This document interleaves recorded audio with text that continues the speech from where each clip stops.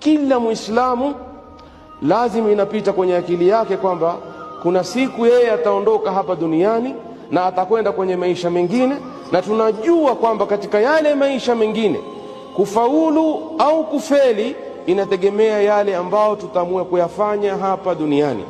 Kwa maana hiyo, tukichelewa, tusipofanya hisabu zetu vizuri hapa duniani, tukajiwa na kifo bila ya kuwa na mpangilio maalum wa kuhusu kesho yako, kesho hatutokuwa na nafasi tena ya kurudi tena kufanya mahisabu.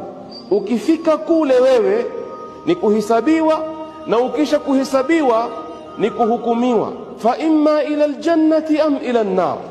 Hilo lazima tulielewe. Kwa ajili hiyo ndio hapa hapa duniani tunahusiana daima na taqwa Allah.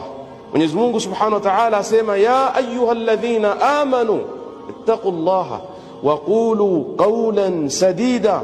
Mwogopeni Mwenyezi Mungu, yani fanyeni yaliyokuwa mazuri. Hakuna tafsiri nzuri ya takwa kama kufanya yaliyokuwa mazuri ulioamrishwa na Allah Azza wa Jalla, na kuacha yale Mwenyezi Mungu yote aliyokukataza.